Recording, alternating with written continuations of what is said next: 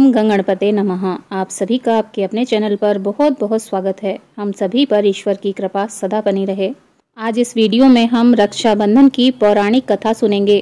रक्षाबंधन से जुड़ी राजा बलि और भगवान विष्णु जी की यह कथा भविष्य पुराण में वर्णित है। विशेष रूप से भविष्य पुराण के उत्तर पर्व में इसका उल्लेख मिलता है। यह कथा श्रावण पूर्णिमा के महत्व को दर्शाती है और यह बताती है कि कैसे रक्षा सूत्र केवल भाई बहन के प्रेम का ही प्रतीक नहीं, बल्कि यह रक्षा, वचन, विश्वास और धर्म के बंधन का भी प्रतीक है। तो आइए सुनते हैं रक्षाबंधन की पौराणिक कथा। ओम नमो भगवते वासुदेवाय। ओम श्री महालक्ष्मी नमः। प्राचीन काल की बात है।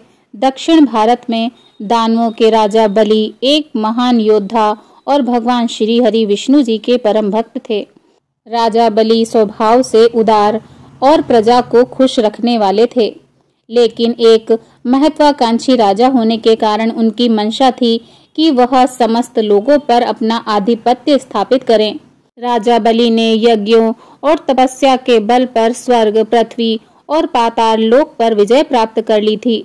फिर वह समस्त ब्रह्मांड पर आधिपत्य स्थापित करने के लिए अश्वमेघ यज्ञ करने लगे। देवता भयभीत हो गए और भगवान श्री हरि विष्णु जी से रक्षा की प्रार्थना की। भगवान श्री हरि विष्णु जी ने वामन अवतार लिया। राजा बलि अहंकारी थे। उन्हें लगता था कि वह सबसे बड़े दानी हैं। भगवान श्री हरि विष्णु जी वामन देव के रूप में उनके पास पहुंचे और दान में 3 पग भूमि मांगी। अहंकार में राजा बलि ने सोचा कि ये तो छोटा सा काम है, मेरा तो पूरी पृथ्वी पर अधिकार है, मैं इसे 3 पग भूमि दान कर देता हूँ। राजा बलि वामन देव को 3 पग भूमि दान देने के लिए संकल्प कर रहे थे। उसी समय शुक्राचार्य जी ने उन्हें रोकने का प्रयास किया, क्योंकि शुक्राचार्य जी जान गए थे कि यह वामन रूप में और कोई नहीं, साक्षात भगवान श्री हरि विष्णु जी हैं। शुक्राचार्य जी ने राजा बलि को समझाया कि ये छोटा बच्चा कोई वामन नहीं, साक्षात स्वयं विष्णु जी हैं। ये तुम्हें ठगने आए हैं, इन्हें तुम दान मत करो।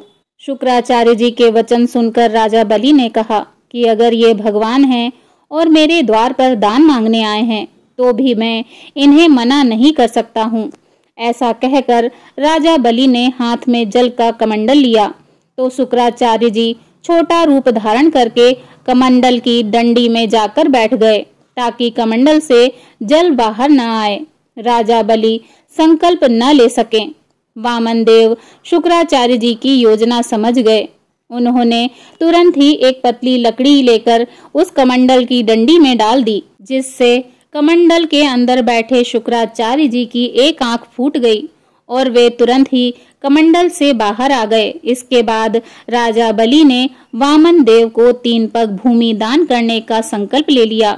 राजा के संकल्प लेने के बाद वामन देव ने अपना आकार बढ़ाकर एक पग में पृथ्वी और दूसरे पग में स्वर्ग को नाप लिया।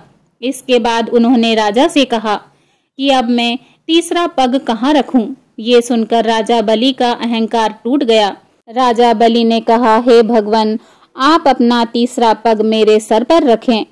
प्रभु ने ऐसा ही किया और राजा बलि को पाताल लोक का राजा बनाकर उसकी भक्ति से प्रसन्न होकर स्वयं उसके द्वारपाल बन गए। भगवान श्री हरि विष्णु जी के पाताल जाने से माता लक्ष्मी जी अत्यंत चिंतित हो गईं। उन्होंने देवऋषि नारद मुनि जी से उपाय पूछा। देवऋषि नारद जी बोले, माता, श्रावण पूर्णिमा का दिन अत्यंत शुभ है। आप ब्राह्मणी वेश में राजा बलि के पास जाकर रक्षा सूत्र बांधिए, वह आपको वर अवश्य देंगे। माता लक्ष्मी जी एक साधारण ब्राह्मणी के रूप में राजा बलि के पास गईं।